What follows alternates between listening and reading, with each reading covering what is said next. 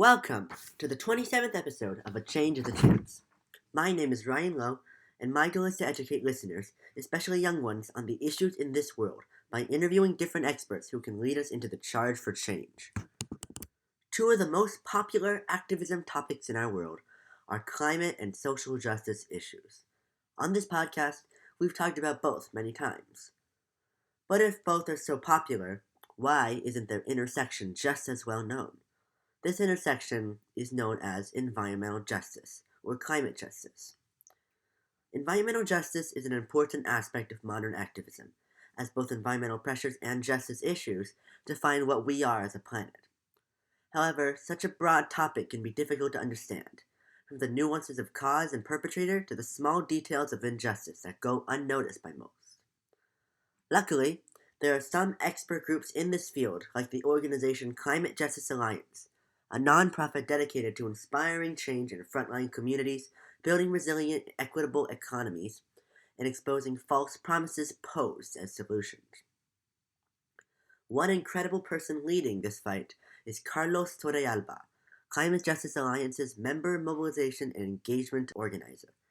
Mr. Torrealba's organizing work has revolved around structuring for frontline communities to not only face the climate crisis head-on, but to also fight the extractive economy that exploits workers and communities. So I'm happy to introduce Mr. Torrealba. How are you today, Mr. Torrealba? I'm doing well. How are you? It's Friday, so Yeah, great day. right, right. How are you doing? I'm doing good. Okay, so let's get into the questions.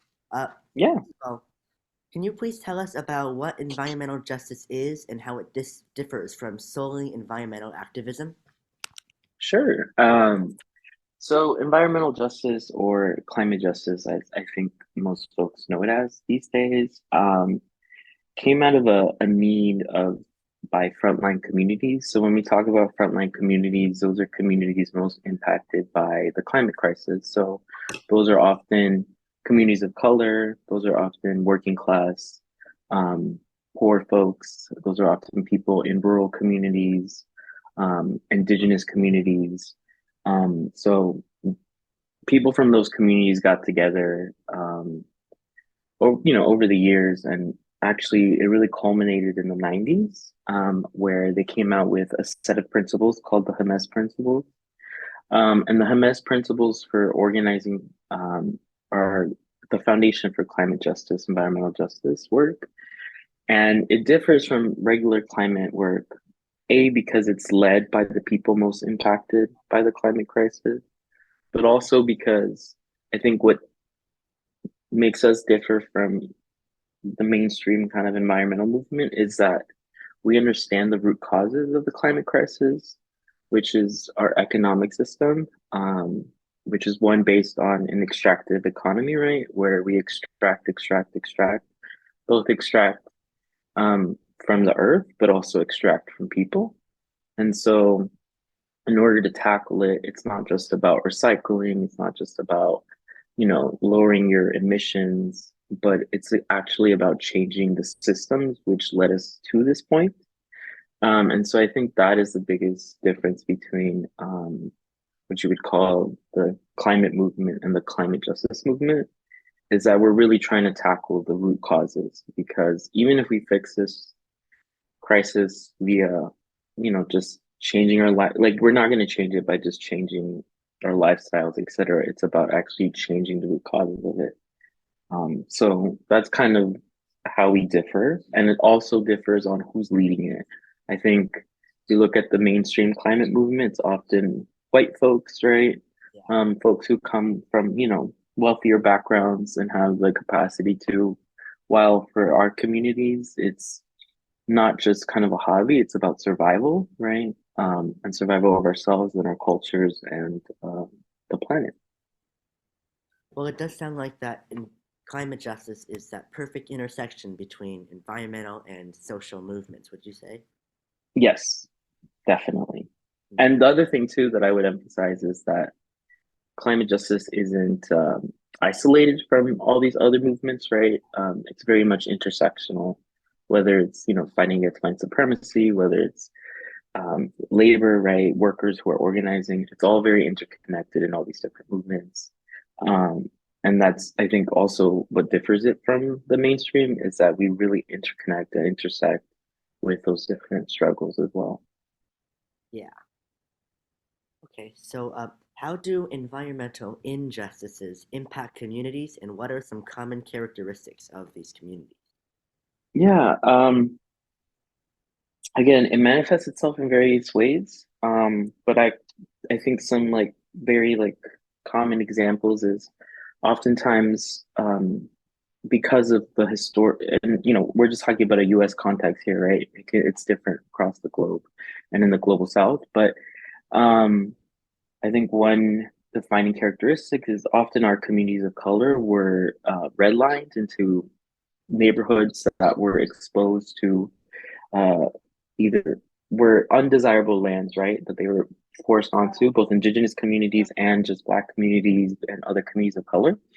And oftentimes those became sacrifice zones, right? So they would put coal plants there, they would put incinerators there, they would put landfills there. Yeah. Um, and so I think that's one of I think probably the best example of environmental racism and the fights that are happening, right? Because when you put a coal plant next to a community, not only is that toxic, right, and it has health ramifications, um, and so it leads to a lot of issues, right? And so that's one way it manifests itself. Another way it manifests itself specifically for like indigenous communities outside of what I just said was also the loss of land and the loss of culture, right? And the loss of foodways, right? Food systems that um, both indigenous communities and immigrant communities who came to the US, right, have lost a lot of connection to that, which has had a lot of ramifications on health and on culture. Um, to this day, right, I think there's a lot of talk about like electric vehicles, right, for example. And I always like to bring that up because electric vehicles are great, but that's not the issue we're dealing with, right? Most of our communities can't afford cars or live in areas where just having cars is not an accessible thing, right, to move around. And so a lot of our communities rely on public transportation, right, which here in the US is very much underfunded. It's not equitable, right? And so that's another example, right? And again, going back to what I had said earlier, is we want to tackle those root causes.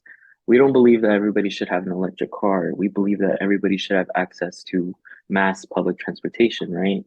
Um, and so it's about reframing how we think of ourselves and our relations with each other and society.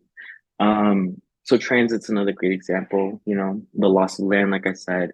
I think one that I already alluded to was food, right? And how we relate to food. And there's, so much implications around food and health with food with folks and the ability to access food and also the loss of traditional foods, right? That many people for millennials were eating, right? Um, and so those are just a few examples, right? And one more, I'll just leave it at this, is militarization, right? Mm. So you look at, in the US context, you look at Alaska, right, which is in between the US and China, right? I mean, Russia. Or you look at Guam, which is a US territory, which is also positioned between the US and China.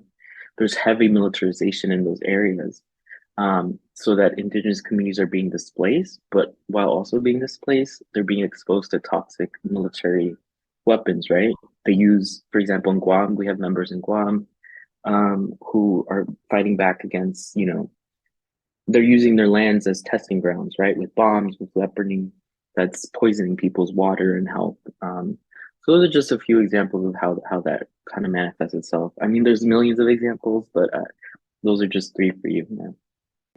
It seems like environmental injustices are deeply rooted in people, in the institution, and kind of Mm-hmm.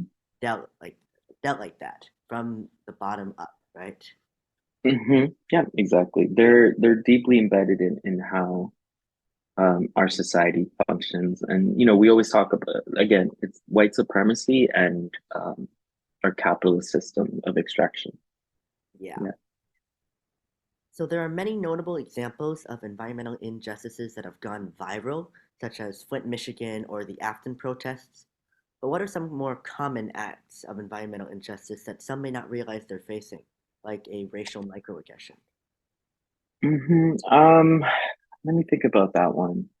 I think transit is one of them. I know I talked about that earlier, but I think people often forget like that movement, the movement of folks and movement of people. Transit is a big one. And again, in Black and brown neighborhoods and in on indigenous, what the US calls reservations, like there isn't that transit, right? Food, right? Food and how it's produced, food and how it's consumed, and also just the erasure of a lot of foodways, right? We have a standard American diet, right? Um, that again takes away that cultural richness that we have with all our different communities. And it also has those implications around health, right? Um, I think those are, I think for me, the one, because, and I've done organizing around this, transit is one that's like, it's so important. But it can seem very like insignificant to people, but it has so many ramifications beyond just, getting from point A to point B, right? It has ramifications on our health, on our well-being, also the ability to have free time, you know. I think that's important. Leisure and the ability to be creative, the ability to have time to be with family and friends, which a lot of our communities don't because folks have to work and they have to transit to work, right? So little things like that are also part of that. Yeah. Yeah, I do think it's a big thing in most different activist issues that little things or things that seem little get overshadowed by these big issues, but everything harms people in the same way. Yeah. And it's all interconnected and it's all part of that web that's part of the bigger problem, right? Again, that's why we always talk about the root causes. What are the root causes of these issues? Because if you're talking about, a toxic incinerator in New Jersey and you're talking about transit injustice in Miami, those things are interconnected. They might not seem interconnected, but they're all interconnected. So yeah.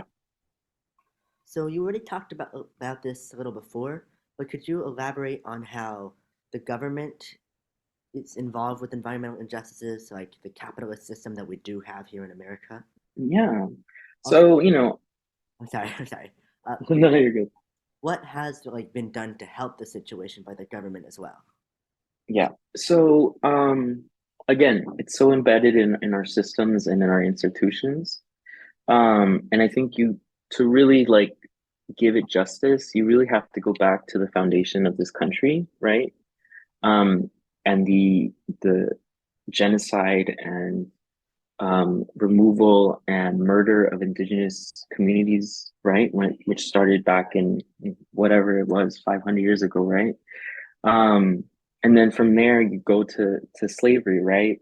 And the genocide and extractive removal of Africans from Africa and brought here, right?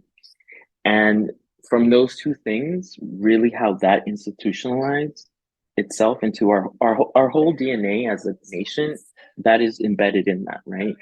And so when you think about and then beyond that, right, when immigrant communities were coming into the US, post Civil War, right, how folks were being exploited for work, right? Whether they were Asian communities in the railway industry, on the West Coast, or, even the Irish and other Eastern Europeans up here on the East Coast, right? So the way we put profit over people's well-being and the well-being of each other is so foundational to this country, right? And um, at the end of the day, these institutions and supported by the US are looking to profit, profit, profit. How can we increase that profit for the few at the backs of each of the majority of the world and this planet, right?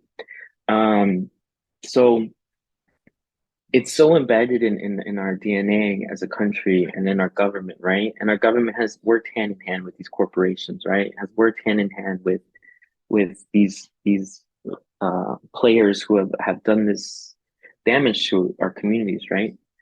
Um, and so, oftentimes they're one and the same, I would say. And there hasn't been like thinking about modern times, there hasn't been that safeguarding of our planet, right? Because the government will ignore, polluting rivers and polluting oceans and whatever, because that'll affect the bottom line of a corporation, right? Or a company, or which oftentimes are like, again, they're the same people who run our government end up working at these places, or vice versa, right?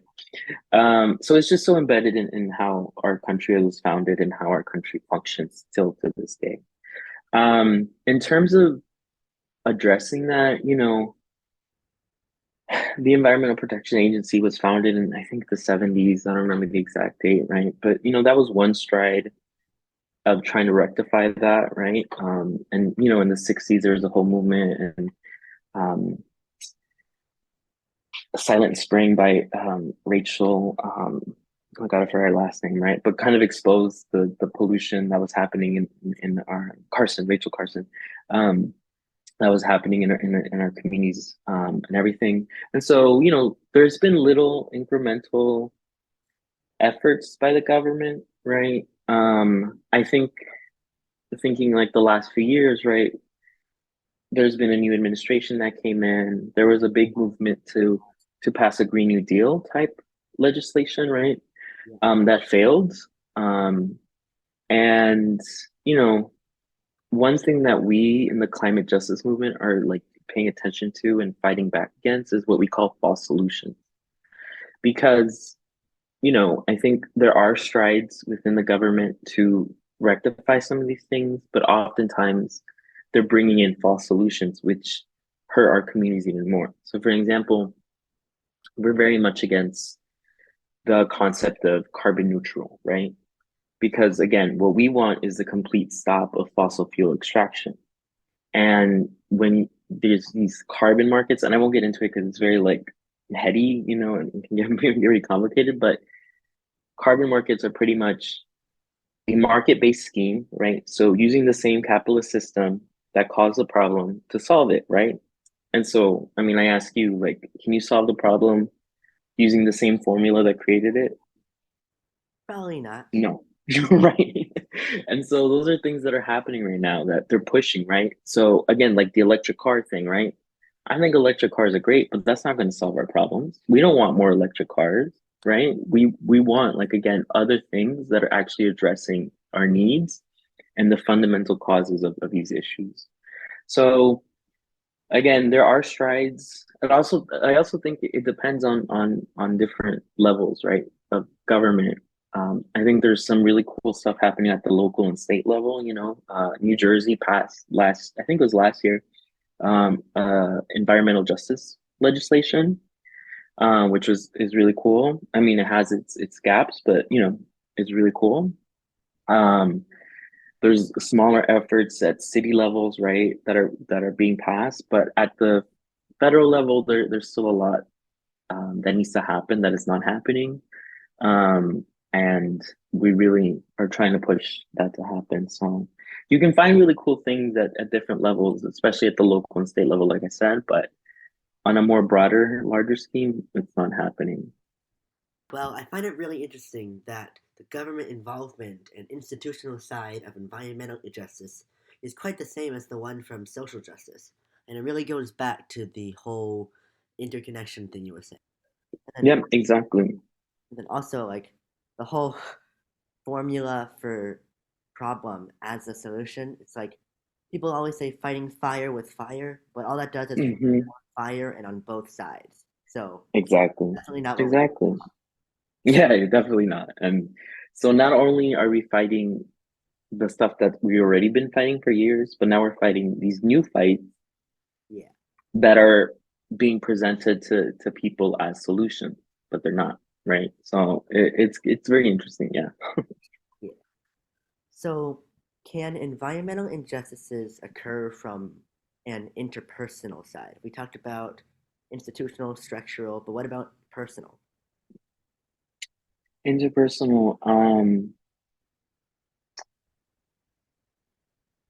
Well, I think, I don't know, if it could be as interpersonal as like me to someone else, but I think it does manifest itself in like, for example, in where I live in Orlando, Florida, the wealthier white communities, right, um, have created their own kind of like cities and towns where Oh, they pay their own taxes, right? And so that money stays there, and that's leaving these other areas um, without the funds to build the infrastructure that's needed and to rectify some of the things. I don't know if that makes sense. So there's things like that that happen more like community to community. I don't know. I'm trying to think of like a concrete example of like interpersonal, like me to you, right? I think it's more, yeah. I think the smallest. I mean, probably. I think the answer probably yes, but I can't really think of a concrete example right now aside from like community to community, right? well, that's a good. I think maybe like interpersonal is just not even acknowledging that these things are happening, right? I think there's a lot of folks Yeah, who that's a good point. completely dismiss a lot of us and say, no, no, that's not real, that's not a reality. But again, so yeah. Okay, yeah, that's a good point. And it's just like when you talked about. Or actually, oh, before you go, I actually did think of something. So again, going back to the individualism, right? Where, and this has actually happened to me with one of our city commissioners, where we were trying to work on some energy efficiency. So that's like creating, a lot of people in Orlando and Florida are renters, right? So they live in poor housing. Um, and because the houses are insulated well, and because they have like fridges and stoves that are like not energy efficient, their utility bills are very high, right? And so, for example, we reached out to one of our city commissioners, and she said she didn't want to meet with us, and she said, "I already have solar panels on my house." So, there's like this individualism around, oh, I'm doing my part, so like I don't care. So there is that. I think that's important to emphasize. Like, I think a lot of people see it as this individualist, oh, I'm doing my part, I'm recycling, I have solar panels. But that's not, again, that's not going to do anything. Like, I think it's what a handful of corporations are responsible for 70% of emissions. Yeah, So you putting solar panels on your house is not doing anything. And you using that as a way to dismiss us is very harmful. So yeah. Sorry to interrupt you. I just oh thought yeah, of that. that makes sense. And while this saying is cliche, I feel like it's just like what's the saying? It's you're only as strong as Oh, you're only as strong as your weakest link? Is it weakest. that one? That's what it's from. Yeah.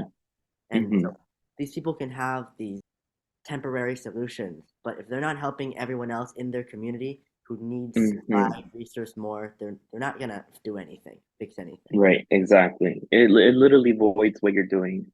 Like, you're really not doing anything. The most you're doing is you're helping yourself save money, right? Because you Um, don't have to pay in bills. And to some people, that's what they want. And they don't really care about community, and they don't really care about actually supporting and we're big on reparations too, like things like that. Okay, yeah, well, I think I stopped right before that went on. So yeah. okay, so so I've talked to some people, and they'll call environmental justice like a myth. And so, what are some reasons that people may not believe in environmental justice, and where do you think these messages come from? Yeah, again, I think one thing that I think the climate justice movement might struggle with, and I think a lot of social movements, is narrative, right? I think the fight around narrative is very much being won by the opposition. And so folks hear these things around like, oh, that's not happening. Oh, the earth is always changing. The climate's always changing. It's been happening for millions of years since the earth's been around. Um, that's not real.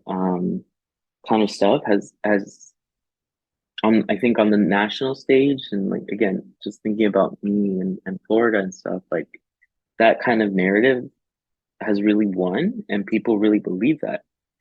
And people don't another thing too that happens is like people don't see themselves because I think people kind of have this idea of like, oh, like it has to be like this really like in your face, like an incinerator has to be right in your community, right? But we've been talking right now like about other things that are like smaller, right?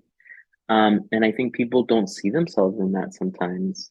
Um, and I think some people just really don't care because they really, again, I think in the US, again, US context, like there's very much this individualist framework and narrative that we're taught since, Yeah.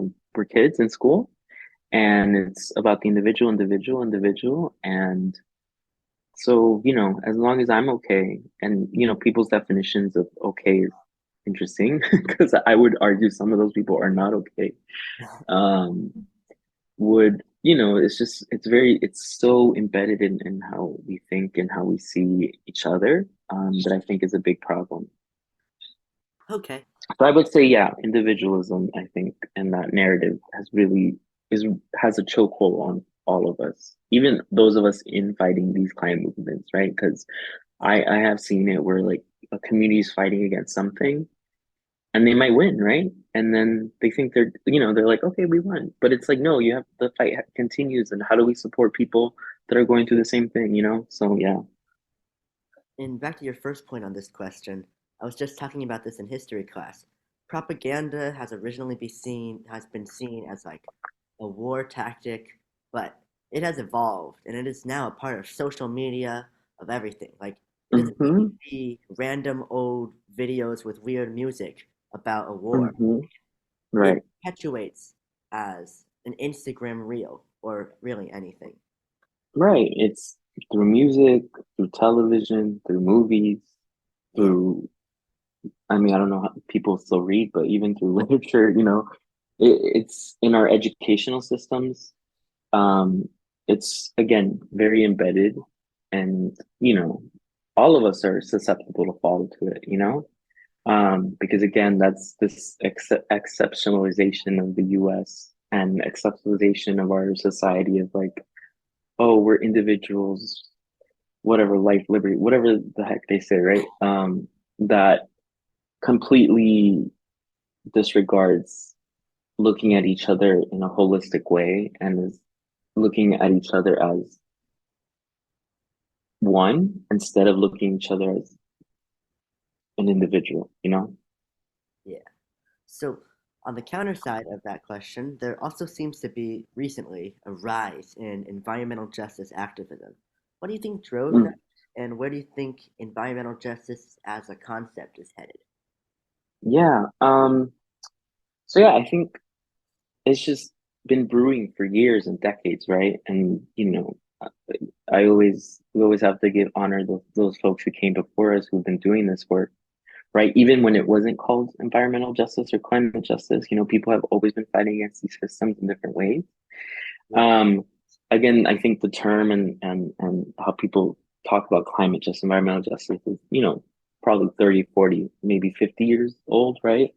Um, and so I think it's really has been the groundwork of people beyond even environmental movements, like social movements, back to the civil rights work, right? Back to workers, unions fights and all these other fights that have been happening, right? For justice and equity.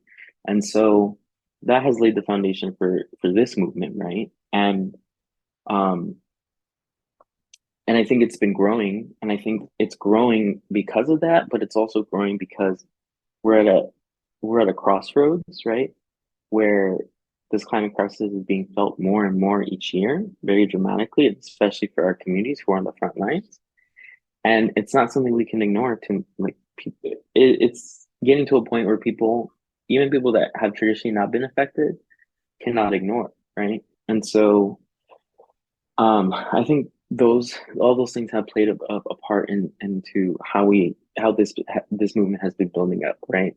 And I think where it's going, I think a lot of power is being built in this work, and there is a lot of momentum, right? And whether it come I think it's laying a foundation for this mutual solidarity, this mutual aid between communities that's going to be essential as this crisis gets worse, right? Because it's not getting better. And, you know, if we don't win the stop on fossil fuel extraction, if this just continues accelerating in the speed it's accelerating, I think something that all of us in this movement are trying to ensure is that we can build support systems for our communities to be able to withstand this, right? Now and in the future. And if anything, it's just going to continue growing this movement, right? Um, and I think, again, what has really helped and supported that has been also the intersectionality of how we look at this and how we connect it to the struggle for Black liberation, and we connect it to the struggle for queer and trans folks, right? And we connect it to the struggle for working people, and we connect it for struggle with immigrant rights and refugees and anti-war, right? It's all very interconnected. So yeah. Yeah, and as you just said, interconnected, intersectionality, and just people coming together. That's kind of how a movement starts and how a movement succeeds. And that's, I think, Hmm. that's what we're getting here with environmental justice. Yeah. And again, I would argue that the success isn't just the policy wins, if there are any, right? It's the success I think is going to be in ourselves and in our communities and how we organize each other and ourselves and how we relate to each other. Again, moving away from looking at each other as individuals, but looking at each other as a whole. Yeah, of course. So, my last question for you, the member mobilization and engagement organizer, is how can us citizens help in this fight for environmental justice? Yeah, I think getting involved and engaged in it, right? I think that might sound so simple, but it's so important, right? And whether or not you're directly affected, right? I think there are allies and there are, people directly affected, but being engaged in it is important. And, we all have different gifts, right? And so using those gifts to push that, right? Whether it's like communications, right? Like you do, you do your podcast. That's important. You're letting people know what's happening. Some people are more on the ground. Some people are farmers, right? Some people are, into healing, right? Using herbs and medicines, traditional medicine. Some people are more, militant and are like, we're going to take this land back and we're going to use it for the people, right? Some people chain themselves to pipelines. So it's about finding ourselves in what our gifts are and what our space is in the movement. I think that is something we all have a responsibility to do, whether or not we come from an environmental justice community, right? We do have a responsibility to partake in that. Um, I think, yeah, just continuing the conversation about it, and pushing back against narratives that are going against it. And even if people don't get engaged in like the climate movement per se, right? Like we've been talking this whole time, it's about this intersectionality. So folks that are fighting for Black liberation, like that is still part of this broader movement of, building a more just world, right? So it really is about finding your place and your gift and what that is and how that looks like, and pushing back against, you know, these ideas, this idea of this individualism, and really, and also living out these values that you're talking about, right, in your own day-to-day life. Um, so yeah. So, in this fight of fire versus fire, we can win with water. And that water, you would say, is awareness, continuing the conversation, and finding your own place as an environmental justice activism regardless of where you came from. Yeah. And the only thing I would change is like it doesn't even have to be environmental justice. It could be whatever movement for justice and equity that's intersectional. Yeah. Yeah. Well, that was an amazing talk. I learned a lot. So, thank you so much, Mr. Torrealba. Yeah, of course, Ryan. Anytime. Yeah, let me know if you have any follow up or whatever you need from me. I'm glad this was helpful. I hope I didn't ramble too much. It's Friday, so uh, so yeah. No, yeah, great to meet you, and yeah, stay in touch. You have my email. Anything else you need from me, just let me know. Okay. It was really great to talk to you. See you later. Same. Have a great weekend. Bye. Well, that's it for the 27th episode of A Change of the Chance. I hope you learned something, and I'll see you in the next episode. Bye.